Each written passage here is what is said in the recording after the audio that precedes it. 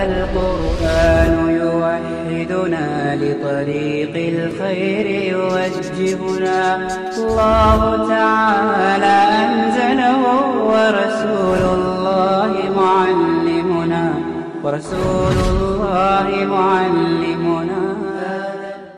الحمد لله رب العالمين والصلاة والسلام على أشرف الأنبياء والمرسلين نبينا محمد وعلى آله وأصحابه أجمعين أما بعد. قال الله عز وجل: ولما ورد ماء مدين وجد عليه أمة من الناس يسقون ووجد من دونهما امرأتين تذودان قال ما خطبكما قالتا لا نسقي حتى يصدر الرعاء وأبونا شيخ كبير. 20ویں پارے کا خلاصہ ہم آپ کے سامنے پیش کرنے جا رہے ہیں. معزز حاضرین، 20ویں پارے میں 3 صورتیں. سورہ نمل یعنی جس کو چونٹی کہا جاتا ہے، کل کے درس میں ہم نے چونٹی کے بارے میں کئی باتیں بتائی. یہ چونٹی اللہ کی تسبیح بیان کرتی ہے، لہٰذا اس کو جلانا نہیں چاہیے. اور یہ چونٹی بڑی ہمت والی جو ہے اللہ کی عظیم مخلوق ہے، جس کو دیکھ کر جو ہے دنیا کے بڑے بڑے لوگ بنے. آج کے درس میں سورہ نمل کا جو بقیہ حصہ ہے اس کو بیان کر کے سورہ قصص اور عنکبوت کے جو ہے آگے ہم کو خلاصہ بیان کریں گے. 20واں جو پارہ آیا وہ 20ویں پارے کے شروع میں اللہ تبارک و تعالیٰ نے کائنات کی نشانیاں بتائیں. آپ جانتے ہیں کہ یہ کائنات کو پیدا کرنے والا اللہ تبارک و تعالیٰ اکیلا ہے. اس کے پیدا کرنے میں دنیا کی کوئی چیز جو ہے اللہ کا ساتھی نہیں بن سکتی. اسی کو کہتے ہیں توحید ربوبیت. ایک موٹی مثال ہم آپ کو سمجھاتے ہیں کہ اگر کہیں بارش نہیں ہوتی ہے تو لوگ کیا کرتے ہیں، فلائٹ میں اڑ کے آسمانوں پہ فورو ڈالتے ہیں تاکہ بارش ہو جائے. یہ اصل میں کیا ہے، کیمیکل ہے. جب جا کے اوپر بارش کے لیے فورو ڈالتے ہیں تو بارش پڑتی ہے. اور اس کیمیکل کی وجہ سے ہوتا یہ ہے کہ جب وہ پتوں پر مصنوعی بارش گرتی ہے تو اس میں سوراخ پڑ جاتا ہے. دیکھیے اللہ تبارک و تعالیٰ کے بارش برسانے کا انداز اور ہے، اور انسانوں کے بارش برسانے کا انداز اور ہے. جب اللہ تعالیٰ 7 آسمانوں کے اوپر سے بارش برساتا ہے تو وہ رحمت ہوتی ہے. انسان جب برسانے کی کوشش کرتا ہے تو تباہی اور زحمت کے علاوہ اور کچھ نہیں ہے. اللہ تعالیٰ قرآن کی آیتوں میں پوچھتا ہے کفار مکہ سے: کفار مکہ، تمہارے یہ معبود ہیں نا جن کو تم کہتے ہو یہ لات ہے، یہ عزا ہے، منات ہے، اتنے سارے معبود ہیں، تم بتاؤ کیا ان معبودوں نے زمین کو پیدا کیا؟ کیا ان معبودوں نے آسمان کو پیدا کیا؟ کوئی نہیں کیا. لیکن ہم دیکھتے ہیں کہ جو ہندو مذہب ہے نا، دنیا کا سب سے بڑا بے وقوف اور گندا مذہب ہے. یہ کیوں ہم کہتے ہیں؟ اس لیے کہ ان کے پاس جو ہے خواہش کا خدا الگ ہے، مال کا خدا الگ ہے، محبت کی دیوتا الگ ہے. ہمارے پاس ایک ہی رب ہے جس کے اندر ساری صفتیں موجود ہیں، لیکن کے اندر الگ الگ خدائیں موجود، لکشمی اس کا، وہ اس کا، فلاں فلاں. تو اللہ تعالیٰ یہ 20ویں پارے کے شروع میں کئی آیتیں ذکر کر کے بتاتا ہے زمین کو ہم نے پیدا کیا. کیا یہ پیدا کر سکتے ہیں؟ آسمان کو ہم نے کیا یہ پیدا کر سکتے ہیں؟ اسی طریقے سے کہا یہ سورج، یہ ستارے، یہ جو ہے پہاڑ، یہ شجر حجر، یہ جتنے درخت پیدا کیا اللہ سب پیدا کرتا ہے. اور اللہ ان آیتوں میں اور ایک چیز پوچھتا ہے، اگر تم مجبور ہو جاتے ہو نا کبھی اپنے زندگی میں، تمہاری دعاؤں کو سننے والا کون ہے؟ کون ہے؟ اللہ تبارک و تعالیٰ ہے. مثلا ہم میں سے کوئی آدمی حد سے زیادہ بیمار ہو گیا، ICU میں ہے، بار بار آپ مسجد میں آ کے گڑ گڑاتے، ٹھیک ہے، اگر آپ کے اندر جو ہے دم ہے تو جا کر کسی درگاہ میں جو ہے کسی ولی کے درگاہ پہ جا کے پکارو، کیا وہ مدد کرے گا آپ کی؟ نہیں کرے گا. مجبوروں کی دعا سننے والی ذات صرف اللہ تبارک و تعالیٰ کی، اللہ کے علاوہ اور کوئی نہیں سنتا ہماری دعا. اسی لیے سورہ رعد میں ایک مثال بیان کی گئی، جیسے مجھے اور آپ کو پیاس لگ رہی ہے پانی کی، جب تک میں گھڑے کے پاس یا جو ہے بنگی کے پاس جا کر اس میں گلاس کے ذریعے اٹھا کر پانی نہیں پیوں گا تو میری پیاس بجھے گی نہیں. آپ ایسے کہو پانی وہاں رکھا ہوا ہے، میں یہاں کھڑے ہو جاؤں اور یہ تصور کرو کہ پانی اس میں سے نکل کر آ کر میرے منہ میں پڑ جائے، ناممکن ہے۔ اسی طریقے سے اللہ تعالیٰ کو چھوڑ کر جن کسی کی عبادت کی جا رہی ہے ان کی مثال ایسی ہی ہے جو پانی پینا تو چاہتے ہیں لیکن دور رکھا ہوا ہے اور یہ چاہتے ہیں کہ پانی ان کے منہ میں آ کر خود گر جائے۔ ایسی بہت باتیں اللہ تبارک و تعالیٰ ان آیتوں میں بتاتا ہے اور آگے کہتا ہے اللہ تعالیٰ ان آیتوں ان نشانیوں کو بیان کر کے ان نشانیوں کو پیدا کرنے والے ہم ہیں اور ان کو پیدا کرنے والا اور کوئی نہیں ہو سکتا۔ معزز حاضرین، آگے چل کر اللہ تبارک و تعالیٰ نے غیب کے بارے میں بتایا غیب کس کو بولتے ہیں یہ بھی ذرا سمجھنے کی ضرورت ہے۔ اہل علم نے غیب کی تعریف کرتے ہوئے کیا کہا؟ کل ما غاب عنک عن العقل والحواس فهو غیب، جو ہماری آنکھوں سے اوجھل ہو جائے وہ غیب ہے۔ مثلا ایک مردے کو قبر میں دفن کیا گیا، اس کے پاس فرشتے کیسے آتے، اسے سوال کیسے کرتے، سزا کیسے ہوتی نہیں معلوم ہے، تو لہذا ہماری آنکھوں سے جو بھی چیز چھپ کر ہے وہ غیب ہے۔ آدم علیہ السلام نہیں معلوم کیسے تھے، عیسیٰ علیہ السلام کیسے تھے نہیں معلوم، اللہ کیسا ہے نہیں معلوم، رسول کیسے ہیں نہیں معلوم، قیامت کی پوری نشانیاں غیب۔ اور یہ غیب پر ایمان صرف جو ہے امت مسلمہ کو حاصل ہے، اس کے علاوہ دنیا میں کسی اور کو حاصل نہیں۔ غیب کا مطلب کیا ہوا؟ جو چیز ہمارے ذہن میں آ نہیں سکتی۔ اب سوال یہ ہے، ایک وقت میں دنیا میں کتنے مردے مرتے ہیں اور سارے مردوں کو مختلف اوقات میں دنیا میں دفن کیا جاتا ہے۔ اللہ کے نبی صلی اللہ علیہ وسلم نے فرمایا منکر نکیر ہیں، اودے اور جو ہے کالی آنکھیں والے، یہ انسان کو آ کے اٹھاتے ہیں اور اس سے جو ہے 4 یا 3 سوال پوچھتے ہیں۔ سوال یہ ہوتا ہے عراق میں بھی مرتے ہوں گے، سعودی میں بھی مرتے ہوں گے، یہاں ہی مرتے ہوں گے، تو یہ سوال کیسے ہوتا، کب آتے، کیسے اٹھاتے، کیا کرتے نہیں معلوم ہے۔ تو جو بھی چیز ہماری عقل سے اور ہماری آنکھوں سے اوجھل ہے وہی غیب ہے۔ جنت غیب، جہنم غیب۔ اسی لیے ہم آپ کو ایک بات بتاتے ہیں، کچھ لوگوں کو ہم دیکھتے ہیں کہ جہنم کی آیتیں یا جنت کے بارے میں آئے تو کیا کرتے ہیں، اس کے بیک گراؤنڈ لگاتے ہیں۔ مثلا جہنم کی آیت آئی تو اس میں کیا کرتے ہیں، جلے جیسا فوٹو رکھتے ہیں۔ غلط ہے۔ کیوں غلط ہے؟ اس لیے کہ جہنم پر ایمان ہمارے غیب کا ایمان ہے۔ اگر آپ نے اس کو فوٹو بتائی تو نعوذ باللہ آپ کا ایمان غیب ختم ہو گیا۔ تو لہٰذا یہ غیب کی 2 قسمیں ابن عباس رضی اللہ عنہما نے بیان فرمائی۔ کیا کیا؟ یہ غیب عام ہے جو اللہ کے علاوہ کوئی نہیں جانتا، حتیٰ کہ راتوں میں پتہ گرتا ہے تو اس کا علم صرف اللہ تبارک و تعالیٰ ہی کو ہوتا ہے۔ اچھا، غیب میں کیا کیا آتا ہے؟ سورہ لقمان کی آیتیں جو ہے پڑھی گئی، ان اللہ عندہ علم الساعہ، قیامت کب آئے گی اللہ کو معلوم ہے۔ اس کے بعد کہا وَيُنَزِّلُ الْغَيْثَ، بارش کب آئے گی اللہ کو معلوم ہے۔ اور ماں کے پیٹ میں کیا ہے، بیٹا ہے یا بیٹی ہے اللہ کو معلوم ہے۔ انسان کیا کمائے گا وہ بھی اللہ کو معلوم ہے۔ انسان کہاں مرے گا وہ بھی اللہ کو معلوم ہے۔ لہٰذا یہ 5 چیزیں آپ بتاؤ، کسی بھی وہ ہاتھ کا جو ہوتا نا عامل کامل، کسی کے پاس بھی جا کر بتاؤ، اگر صحیح بتاؤ تو دیکھو نہیں ہو سکتا۔ یہ غیب کا علم صرف اللہ تبارک و تعالیٰ ہی کو ہے۔ بارش کب آتی آپ بولتے ہیں، بارش آنے والی ہے، 3 دن تک طوفان رہے گا، 110 کلومیٹر کی ہوائیں تیزی سے چلیں گی، لیکن صبح ایسے ہوتا ہے کہ جو ہے روشن ہو کر سورج طلوع ہو جاتا ہے۔ غیب اصل ہوا نا، تو اس سے معلوم ہوا کہ غیب علم صرف اللہ تبارک و تعالیٰ، کسی اور کو نہیں ہو سکتا۔ یہ غیب عام ہے۔ دوسرا یہ غیب خاص۔ غیب خاص کا مطلب کیا ہوتا ہے؟ اللہ تعالیٰ اپنے نبیوں کو کبھی کبھی غیب تھوڑی دیر کے لیے بتاتا ہے۔ ذرا غور سے سنیے لفظ کو۔ غیب خاص کا مطلب یہ ہوا کہ اللہ تعالیٰ حالات کے تحت، مصلحت کے تحت نبیوں کو غیب بتاتا ہے پھر ہٹا دیتا ہے۔ کیسے؟ بنو قریظہ یہ قبیلہ تھا یہودیوں کا، انہوں نے کیا کیا، نبی کریم صلی اللہ علیہ وسلم کو انہوں نے جان سے مارنے کی نعوذ باللہ کوشش کی۔ کیا بولے، اے محمد ذرا آؤ، ہمارے گھر میں جو ہے تھوڑا جو ہے وہ بنی ہے، آج ذرا آؤ۔ کیا کیا، اپنے گھر کو لے جانے کے بجائے ایک دیوار کے نیچے بٹھا دیا اللہ کے نبی صلی اللہ علیہ وسلم کو۔ بٹھا کر کیا کرے، اوپر چڑھ کے چکی کا پارٹ آپ کے سر پر گرا کر آپ کو مارنے کی کوشش کر رہے تھے۔ کون؟ یہودی۔ اللہ نے کیا کیا، جبرائیل کو بھیجا صلی اللہ علیہ وسلم کے پاس اور بتا دیا کہ اے محمد یہ تم کو مارنے والے ہیں، ذرا وہ چکی کا پارٹ گرنے سے پہلے یہاں سے اٹھ جاؤ۔ تو معلوم یہ ہوا یہ غیب کا علم اللہ تعالیٰ نبیوں کو کبھی کبھی بتاتا ہے خاص طور پر، لیکن اس کا مطلب یہ نہیں کہ نبی غیب جانتے ہیں، نہیں بول سکتے۔ معزز حاضرین، اسی طریقے سے آج کے درس کی تیسری اہم بات، ہمارا ایمان ہے کہ قیامت کے جو آنے سے پہلے سور پھونکا جائے گا۔ یہ سور کتنے مرتبہ پھونکا جائے گا اہل علم کے درمیان میں اختلاف ہے۔ بعض لوگ بولتے ہیں 2 مرتبہ، بعض لوگ بولتے ہیں 3 مرتبہ، بعض لوگ بولتے ہیں 4 مرتبہ پھونکا جائے گا، حالانکہ ہم تو بولتے ہیں 1 مرتبہ پھونکا جائے گا۔ قرآن کی آیتیں پڑھ کے ہم آپ کو بتاتے ہیں، ایک ہے نفخ فزع، یعنی جیسے ہی پھونکا جائے گا نا ساری مخلوق پریشان ہو جائے گی، ایسا سور۔ اللہ کے نبی صلی اللہ علیہ وسلم سے پوچھا گیا کہ وہ سور کون سا ہے، تو آپ نے فرمایا جو سور فرشتہ لے کر کھڑا ہے نا وہ سینگ کی طرح، جانور کی سینگ آتی نا ویسا ہے وہ سور، اس میں پھونکیں گے، فرشتہ پھونکے گا، جب پھونکے گا تو ساری مخلوق پریشان ہو جائے گی۔ کیسے پریشان ہوگی مخلوق؟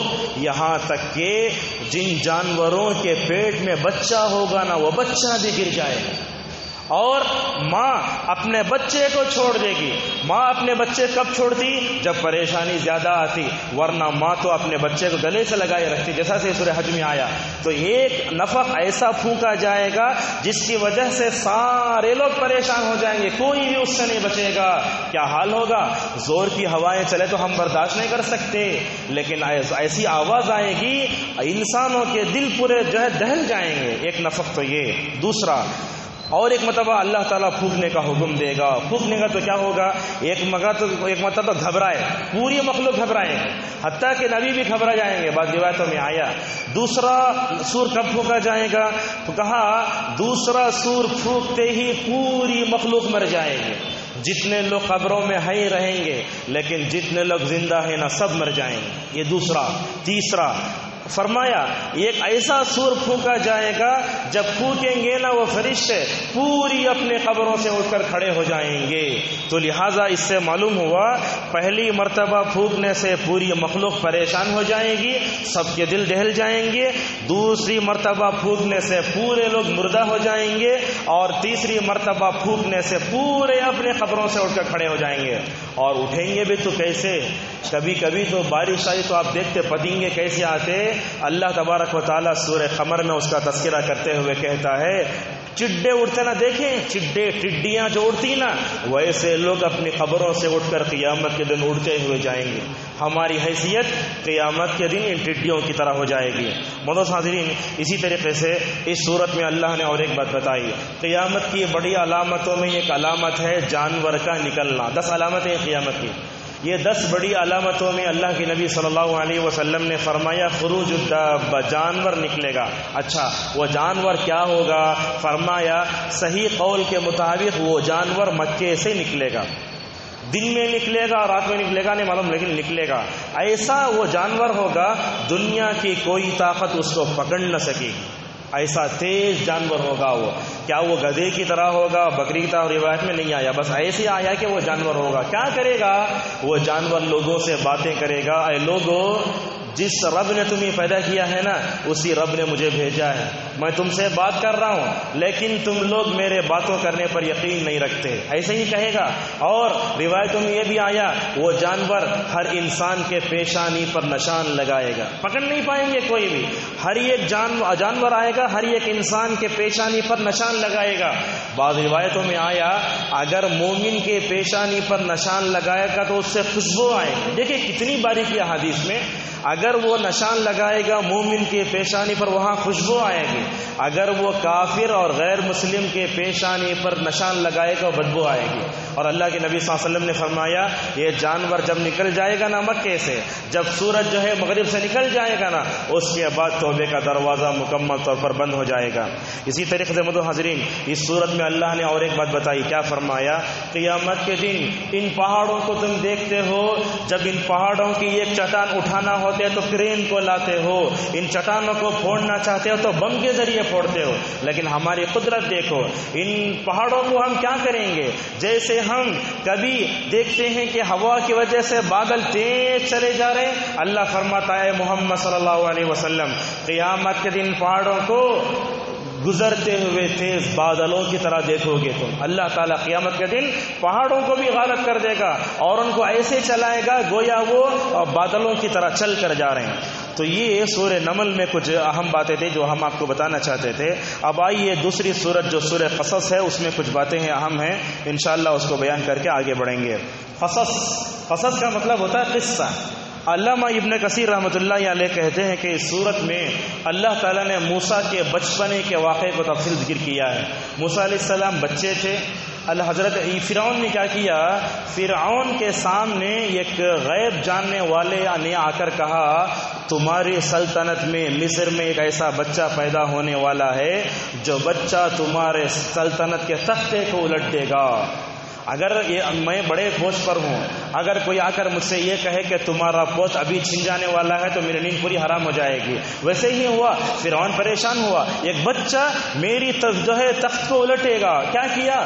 پورے مصر میں اس نے اعلان کر دیا میں تمہارا خدا ہوں، بڑا خدا ہوں، یہ نیل میری ملکیت ہے، تم دیکھتے نہیں۔ کیا کیا کی تکبر میں بات کیا، اور کیا بولا؟ مصر میں جو بھی بچہ پیدا ہوتا قتل کرنا۔ اب جاتے، اور یہ مصر میں فرعون کی جو پولیس ہے نا، اس پولیس کے بارے میں آتا ہے اس کی آنکھیں کیسی تھیں؟ کوے کی آنکھوں کی طرح۔ کوے کی آنکھ بڑی تیز ہوتی، کوے کی آنکھ طرح تھی، اور ان کی جو سونگنے کی جو قوت تھی نا، وہ چونٹی کی طرح تھی۔ آپ ایک چیز میٹھی رکھ دو، 1 منٹ ہٹیں گے نہیں فوراً چونٹی آ جائے گی۔ وہ فرعون کے لشکر کے اندر 2 چیزیں تھیں، اس کے اندر آنکھیں جو ہے کوے کی تھی، اور سونگنے کی کیفیت کیا تھی؟ جو ہے چونٹی جیسی تھی۔ جہاں بچہ پیدا ہوتا فوراً جو ہے لاتا اس کو ذبح کر دیا جاتا۔ ایسے ہوا، اللہ تبارک و تعالیٰ نے حضرت موسیٰ کی ماں کے پاس جو ہے الہام کیا، اے موسیٰ کی ماں دیکھو تمہارے گود میں بچہ ہے، فرعون نے یہ اعلان کیا ہے کہ بچوں کو قتل کر دیا جائے گا، کہیں ایسا نہ ہو کہ تمہارے بچے کو قتل کر دیا جائے، لہٰذا میں تم کو حکم دیتا ہوں کہ تم اپنے بچے کو، ایک شیرخوار بچہ، دودھ پیتا بچہ پیدا ہوا، پتہ نہیں کتنے دن گزرے، بولے ایک صندوق میں رکھ کر اسے دریا میں ڈال دو۔ ایک ماں کر سکتی ہے؟ ایک ماں کے لیے بڑا صبر آزما مرحلہ ہوتا ہی ہے۔ تو لہٰذا حضرت موسیٰ علیہ السلام کی ماں بڑی پریشان ہوئی کہ وہ اپنے دودھ پینے کے پہلے مرحلے کے بچے کو تابوت میں ایک صندوق میں ڈال کر سمندر کے حوالے کر دیا، اور وہاں حضرت موسیٰ کی ماں کا دل کانپنے لگا۔ کیسے نہیں کانپے گا؟ جب بچوں کو بخار آتی ہے تو ماں رات بھر نہیں سوتی، لیکن اس ماں کی دل کی کیا کیفیت کیا ہوئی ہوگی جس نے اپنے بچے کو سمندر میں ڈال دیا، ایک نالی میں نہیں سمندر میں ڈالا، جس کی وسعتوں کا، جس کے کناروں کا انسانوں کو پتہ ہی نہیں۔ اللہ فرماتا ہے، کیا فرمایا؟ وَأَصْبَحَ فُؤَادُ أُمِّ مُوسَىٰ فَارِغًا وَإِنْ كَادَتْ لَتُبْدِي بِهِ لَوْلَا أَن رَّبَطْنَا۔ اللہ فرماتا ہے اگر ہم موسیٰ کے ماں کی دل کو مضبوط نہ کرتے زیادہ پریشان ہو جاتی۔ اللہ نے فرمایا، کیا کہا؟ لا تخافی، اے موسیٰ کی ماں ڈرو نہیں، ولا تحزنی، تم نے اپنے بچے کو سمندر کے حوالے کیا، نہ ذرہ برابر بھی غم کرنے کی ضرورت نہیں ہے۔ اللہ کا وعدہ آتا ہے انا رادوہ الیک، اے موسیٰ کی ماں اس بچے کو انشاءاللہ ہم تمہارے حوالے کریں گے۔ اتنا ہی نہیں کہا، اور کہا وجاعلوہ من المرسلین، اور انشاءاللہ اس چھوٹے بچے کو آگے چل کر ہم نبی بنائیں گے۔ دیکھو اللہ تبارک و تعالیٰ کی شان کیسے ہے، جو فرعون جس بچے کو مارنا چاہتا تھا اسی بچے کو پالنے پر وہ تیار ہو گیا، اپنے دشمن کو پال رہا ہے۔ لہذا فرعون اور اس کی بیوی آسیہ جو اس وقت تک ایمان نہیں لائی تھی، دریائے نیل کے کنارے کھڑے تھے، تابوت جو ہے وہ آیا تو دور سے دیکھا تو یہ کیا ہے تابوت، تو جا کر دیکھا تو ایک بچہ ہے۔ تو کیا کیا؟ فرعون نے کہا، فرعون کی بیوی نے کہا ہم اسے اپنا بچہ بنا لیتے ہیں، اس لیے کہ ان کی اولاد نہیں تھی۔ آدمی بڑا بادشاہ ہو جائے، ذمہ دار اولاد نہ ہو تو کوئی اس کی کمال کی بات نہیں ہے۔ فرعون کو اللہ نے اولاد نہیں دی تھی، تو لہٰذا کہا ہم اس کو جو ہے اپنا جو ہے کیا بناتے ہیں، لڑکا بنا لیتے ہیں۔ لیکن اس وقت فرعون کی بیوی آسیہ نے بڑا اچھا جملہ کہا، یہ ہمارے آنکھوں کی ٹھنڈک بنے گا۔ آنکھوں کی ٹھنڈک کا مطلب یہی بچہ آگے چل کر آسیہ کے ایمان لانے کا ذریعہ بنا۔ دیکھو آنکھوں میں دور اندیشی کیسی ہوتی ہے۔ آسیہ نے حالت کفر میں موسیٰ کو دیکھا، سمجھ گئی انشاءاللہ یہی بچہ مجھے جنت میں لے جانے کا ذریعہ بنے گا، اسی لیے کہا کہ یہ میرے آنکھوں کی ٹھنڈک ہے۔ اس کے بعد ہوا کیا؟ موسیٰ علیہ السلام فرعون کے دربار میں لائے گئے، چھوٹا بچہ، مصر کی ساری عورتوں کو بلایا گیا، کون دودھ پلائے گا؟ اللہ فرماتا ہے ہم نے دنیا کی ساری عورتوں کے دودھ کو موسیٰ پہ حرام کر دیا تھا۔ کسی ماں کی چھاتی کو حضرت موسیٰ لگتے ہی نہیں تھے۔ حضرت موسیٰ کی ماں نے اپنے بہن کو بھیجا، جاؤ ذرا بھائی کو تلاش کر کے آؤ نا۔ موسیٰ کی بہن نکلی، آہستہ آہستہ فرعون کے دربار میں گئی، جا کر دیکھ رہی ہیں کہ ان کا بھائی کسی کا دودھ نہیں پی رہا ہے۔ دور سے کھڑے ہو کر کہنے لگی میں تم کو ایسے یہ گھر والی کا پتہ بتاتی ہوں، انشاءاللہ اس ماں کا دودھ ہر بچہ پئیں گے، حالانکہ وہ موسیٰ کی ماں ہے۔ گئی جا کر جو ہے حضرت موسیٰ علیہ السلام کی ماں کو بلا لائیں، بہن یعنی بیٹی جا کر ماں کو بلا لائیں۔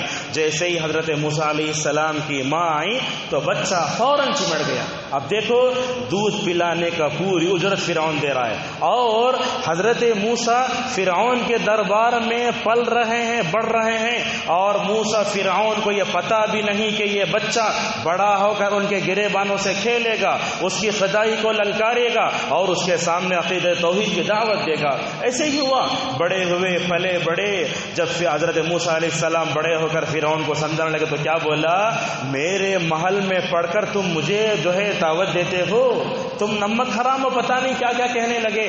بہرحال بہت لمبا واقعہ ہم یہاں نہیں جانتے، اتنا ہم بتاتے ہیں کہ موسیٰ علیہ السلام کی بچپن میں اللہ نے جو حفاظت کی نا، اللہ تبارک و تعالیٰ جیسے یوسف کی حفاظت کیا، یہاں ویسے موسیٰ علیہ السلام کی بھی حفاظت کرتا ہے۔ معزز حاضرین، حضرت موسیٰ علیہ السلام بہت بڑے جلیل القدر پیغمبر ہیں۔ ان کے اندر ایک بہت اچھی چیز تھی۔ ایک دن مدین گئے، وہاں دیکھتے ہیں کہ 2 لڑکیاں کھڑی ہیں اور یہ کنواں ہے، اس کے اوپر ایک بڑا ڈھکن ہے، اس ڈھکن کو کوئی بھی عام آدمی نہیں اٹھا سکتا، اس ڈھکن کو کھولنا ہو تو 10-12 آدمی آتے اٹھاتے۔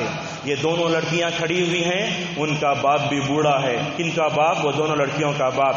جا کر ان بچیوں سے پوچھنے لگے کیوں آئے ہو، تو بولنے لگے ہمارا باپ بوڑھا ہے، ہم پانی لینے کے لیے آ رہے ہیں، یہ ڈھکن نہیں اٹھ رہا اس لیے ہم نہیں کھول رہے ہیں۔ اب جانتے ہیں اللہ نے جتنے نبیوں کو دنیا میں بھیجا پورے عیب سے پاک اور مکمل طاقتور بھی، حضرت موسیٰ علیہ السلام نے اکیلے اس ڈھکن کو ہٹا دیا، پانی بھرا، وہ دونوں لڑکیاں پانی بھر کے اپنے گھر گئیں۔ ایسے ہوتا تھا کہ ڈھکن کو ہٹانے، کھولنے، پانی بھرنے، اٹھا کر گھر کو لے جانے میں بڑا وقت لگتا تھا، لیکن اس دن یہ دونوں بچیاں بہت جلدی آ گئیں۔ تو باپ نے پوچھا کیوں جلدی آ گئیں، تو کہنے لگے وہاں ایک نیک آدمی تھا جس نے ڈھکن کھول کے ہمیں پانی پلایا ہے۔ یہ دیکھو دنیا میں احسان اگر کوئی تو کیسے یاد رکھتے تھے۔ حضرت موسیٰ علیہ السلام نے جو وہاں خدمت کی تھی، اور خدمت کر کے اکیلے ہو کر کھڑے ہو کر دعا کرنے لگے، پروردگار میں نے ان دونوں لڑکیوں کی اگر میں نے جو ہے خدمت کی ہے، میں نے ان کی مدد کی تو صرف تیرے واسطے، تو یہ قبول کر لے۔ بہرحال وہ دونوں بچی اپنے باپ سے جو ہے بات کرنے لگی، اے ابا جان وہ نیک آدمی ہے نا، اس کو ہمارے گھر میں بطور خادم رکھ لیں گے، کام کرنے والے کے لیے، اس لیے کہ وہ امانت دار بھی ہے اور ساتھ میں طاقتور بھی ہے۔ یہ دونوں چیزیں بہت کم لوگوں کے اندر جمع ہوتی ہیں۔ انسان طاقتور ہوتا ہے تو کیا نہیں ہوتا، امانت دار نہیں ہوتا، اگر امانت دار طاقت نہیں ہوتا، لیکن موسیٰ کے اندر دونوں صفتیں تھیں۔ ان دونوں لڑکیوں میں سے ایک لڑکی آئی، کیسے آئی دیکھو، اللہ فرماتا ہے تمشی علی الاستحیاء، شرماتے ہوئے آئی۔ عورت کے اندر یہ شرمانا فطری صفت ہے۔ ہم آپ کو بتاتے ہیں کیسے۔ آج کل لڑکیاں ٹی شرٹ پہن لیتے ہیں، جینس پینٹ پہن لیتے ہیں، بار بار اپنے ٹی شرٹ کو کھینچتے رہتے ہیں، کیوں؟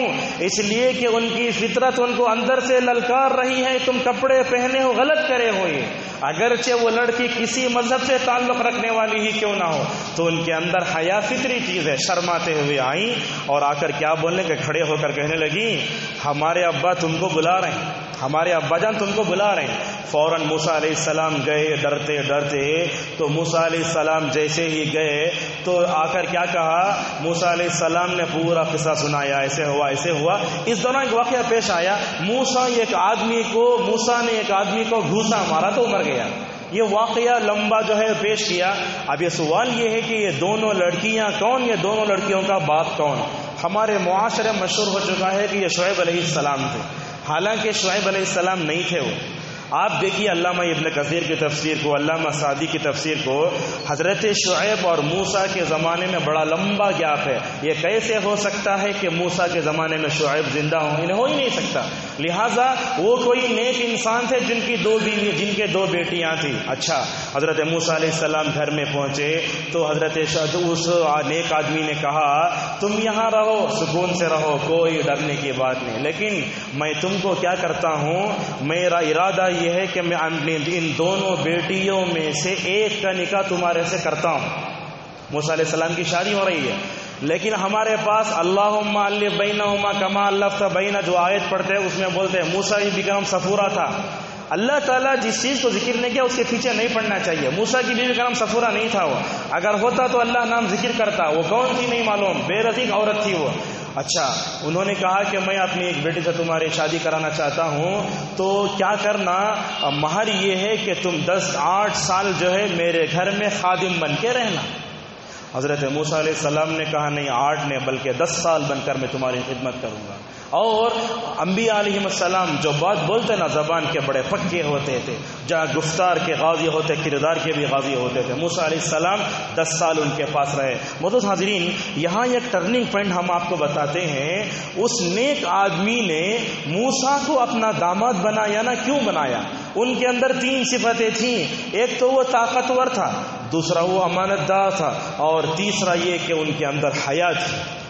تو ہمارے جن گھروں میں لڑکیاں موجود ہیں، جب وہ اپنے دامادوں کو تلاش کرتے ہیں، داڑھی کٹا ہوا داماد تلاش مت کرو، جو آدمی حرام کھاتا ہے ویسا داماد تلاش مت کرو، جو بے نمازی ہے ویسا داماد تلاش مت کرو، جو اپنی پینٹ کو ٹخنے کے نیچے لٹکاتا ویسا داماد تلاش مت کرو، بے نمازی داماد کو تلاش مت کرو۔ کیسے تلاش کرو؟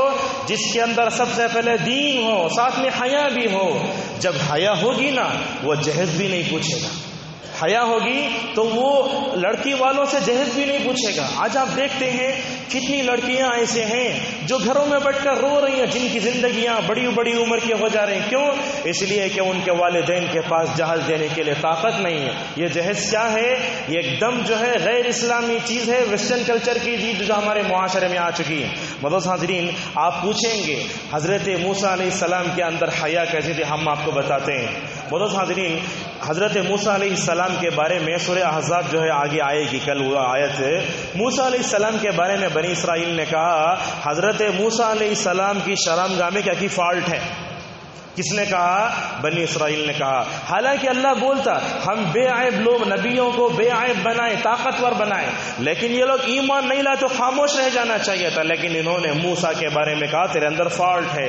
ٹھیک ہے، اللہ نے فرمایا ٹھیک ہے، موسیٰ کو ہم بے عیب ثابت کرتے ہیں۔ دیکھو کیسا، ایک دن موسیٰ علیہ السلام، بخاری میں روایت ہے، موسیٰ علیہ السلام اپنے پورے سارے کپڑے نکال کر ایک پتھر پر رکھ کر نہا رہے تھے۔ ننگے نہانا کبھی جائز ہے، جیسا اس روایت سے معلوم ہوتا ہے، آدمی کے پاس کپڑے نہ ہوں، مگر انڈر ویئر یا کوئی جو ہے کپڑا پہن کر نہانا ہی زیادہ بہتر ہے۔ موسیٰ علیہ السلام کیا کرنے لگے؟ کپڑے کو ایک پتھر پر رکھ کر وہاں غسل کرنے لگے۔ غسل کر کے ختم ہوا تو موسیٰ علیہ السلام نے کپڑے اٹھانے کی کوشش کی، اللہ کے حکم سے وہ پتھر موسیٰ علیہ السلام کے کپڑوں کو لے کر بھاگنے لگا ایسے ہی۔ حضرت موسیٰ علیہ السلام کی حیا یہاں غالب آ گئی۔ موسیٰ نے کہا اے پتھر، کپڑے، اس کے پیچھے بھاگنے لگے، ان کپڑوں کے پیچھے۔ پتھر کپڑوں کو لے کر بھاگ رہے اللہ کے حکم سے۔ موسیٰ علیہ السلام ان کپڑوں کے پیچھے بھاگنے لگے۔ کیوں بھاگنے لگے؟ تاکہ بنی اسرائیل دیکھ لیں جس بے عیب موسیٰ کو انہوں نے عیب لگانے کی کوشش کی تھا، دیکھ لو پورے موسیٰ کو نیچے سے اوپر تک کہیں ان کے شرمگاہ میں عیب نہیں ہے۔ تو لہٰذا موسیٰ حیا دار تھے، اس وجہ سے جب نہا کر کپڑے ہوئے فوراً کپڑے انہوں تلاش کرنا شروع کیا۔ معزز حاضرین، داماد تلاش کرو تو حیا کو سب سے پہلے اپنے اندر جو ہے مکمل طور پر یہ کرو۔ کیسے؟ اللہ کے نبی صلی اللہ علیہ وسلم کی بیٹیاں، ایک کا نام ام کلثوم، دوسرا کا نام رقیہ تھا۔ اللہ کے نبی نے کیا کیا؟ تقریباً مکی زندگی میں اللہ کے نبی کی دونوں بیٹیوں کا رشتہ آپ نے ابو لہب کی بیٹوں سے کر دیا تھا۔ ایک کا نام تھا عتبہ، دوسرے کا نام تھا عتیبہ۔ دشمنان اسلام کے گھر میں جا رہے ہیں اللہ کے نبی صلی اللہ علیہ وسلم کی بیٹیاں، علی آ کر کہنے لگے یا رسول اللہ، دشمن خدا دشمن رسول گھر میں آپ اپنی بیٹیاں دے رہے ہیں کیا؟ اور وہاں ابو لہب اپنے دونوں بیٹیوں سے کہنے لگا اگر تم نے محمد کی دونوں بیٹیوں سے شادی کی نا، میں تم سے اپنا رشتہ کاٹ لوں گا۔ شاید اللہ تبارک و تعالیٰ کو یہ واقعہ اچھا لگا، وہ تعلق کٹ گیا۔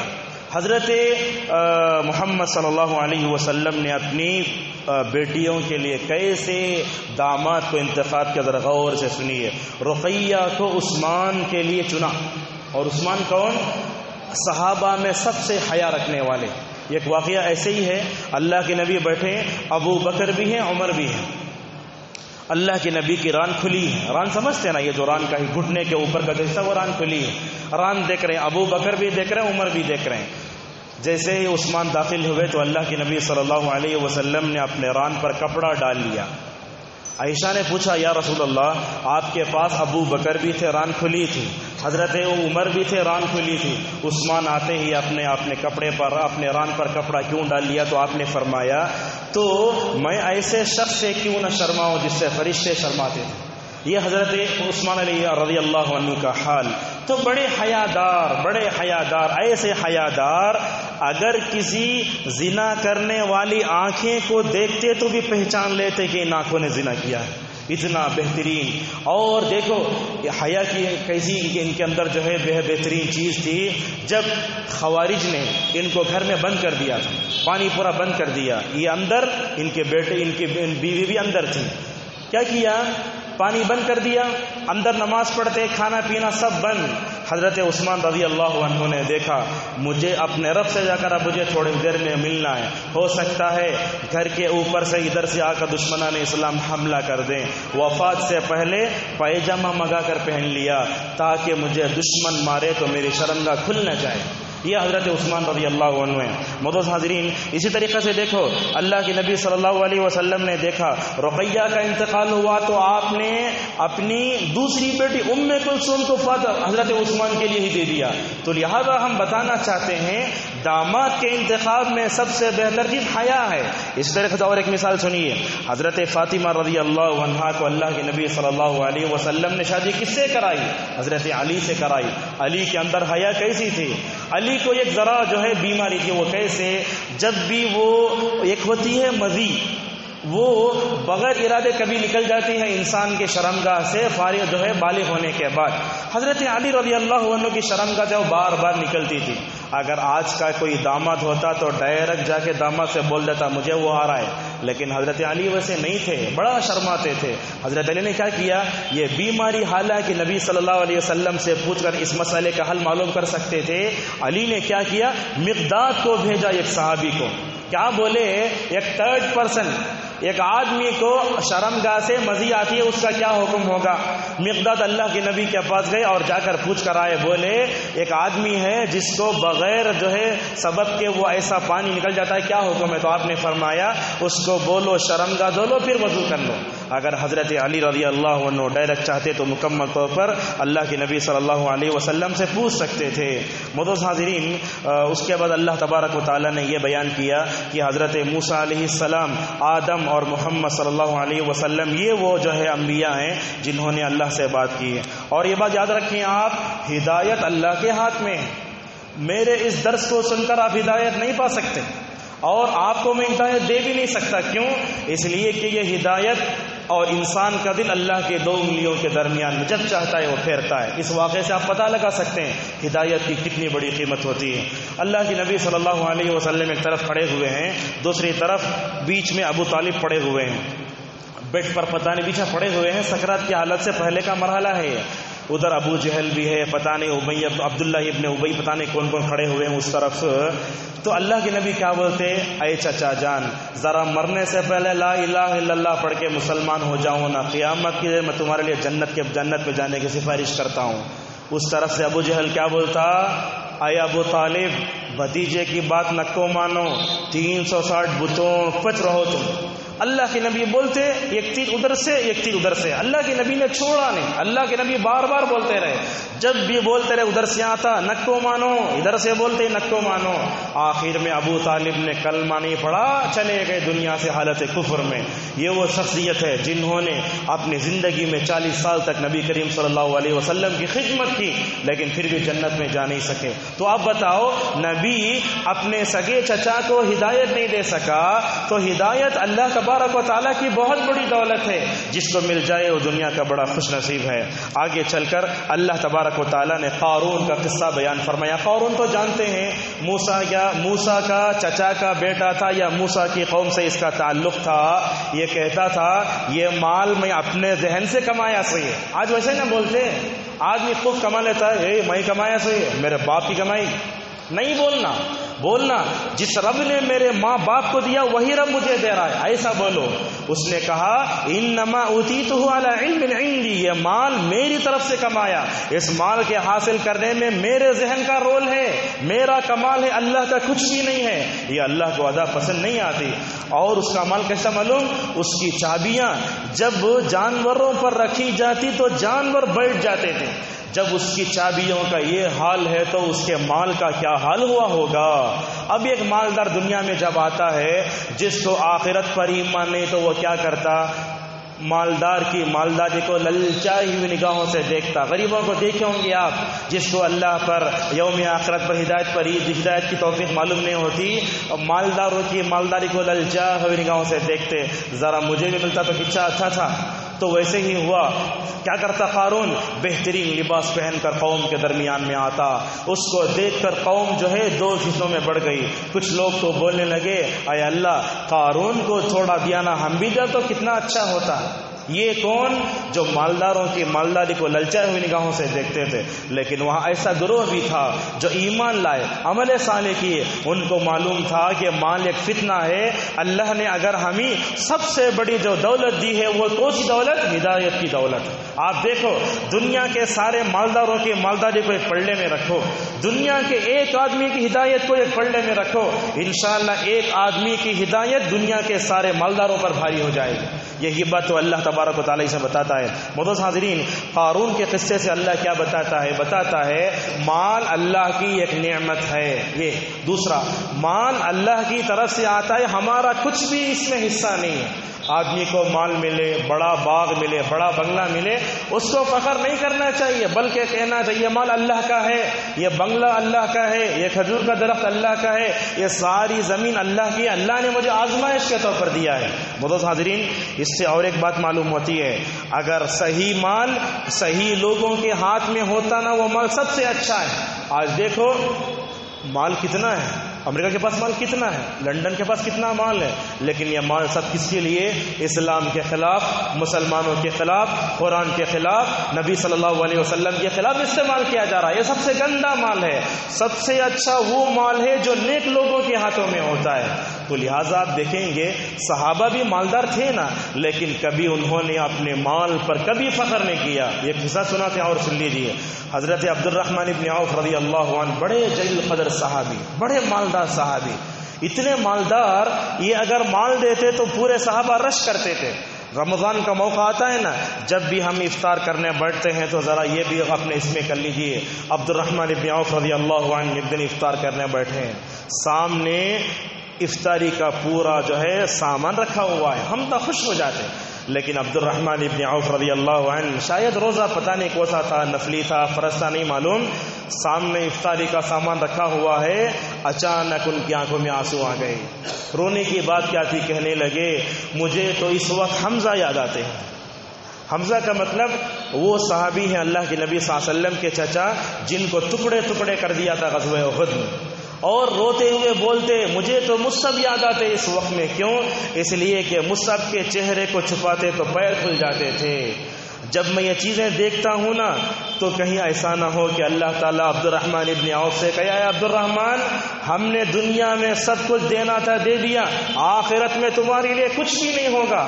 اگر آخرت میں ایسے اعلان ہوگا تو میرے دل کی کیا کیفیت ہوگی؟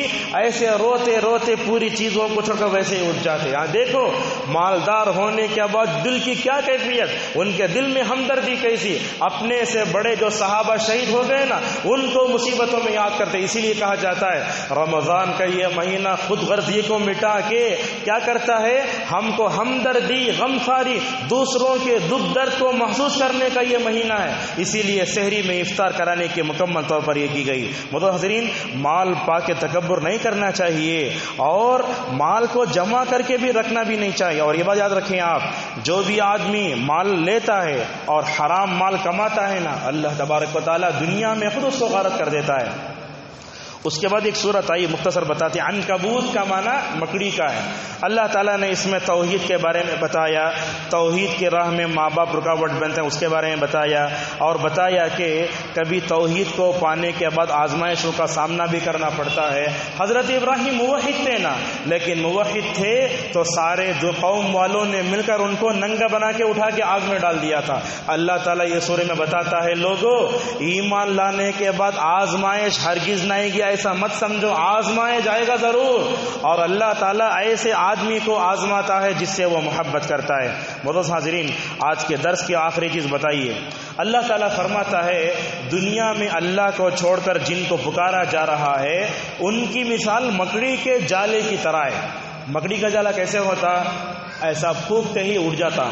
تو اللہ تعالیٰ یہ اللہ کو چھوڑ کر معبودان باطلہ جن کے سامنے بھی سر جھکایا جا رہا نا، ان کی مثال کئی کو اللہ تعالیٰ مکڑی کے جالے سے دے رہا ہے۔ علماء نے کئی باتیں لکھی ہیں، کہا یہ مکڑی کا جالا نہ نفع دیتا ہے نہ نقصان، اسی طریقے سے یہ معبودان باطلہ نہ نفع دیتے ہیں نہ نقصان۔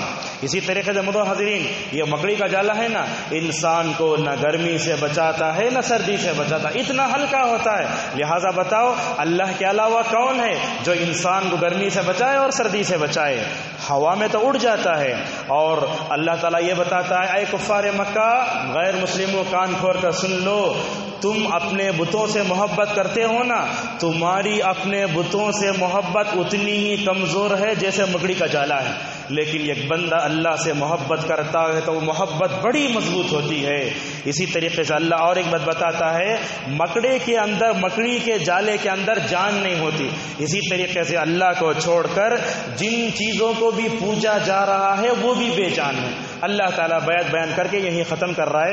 انشاءاللہ کل کے درس میں 21ویں پارے کے بارے میں کچھ باتیں بتائیں گے۔ اللہ تبارک و تعالیٰ سے ہماری دعا ہے کہ اللہ تعالیٰ ہمیں جو کچھ سنے ہیں اس پر عمل کرنے کی ہمیں توفیق عطا فرمائے۔ اللہ تعالیٰ ہمیں جو آزمائشیں آتی ہیں ان آزمائشوں کا ڈٹ کر مقابلہ کرنے اور صبر کرنے توفیق عطا فرمائے۔ وآخر دعوانا الحمد للہ رب العالمین۔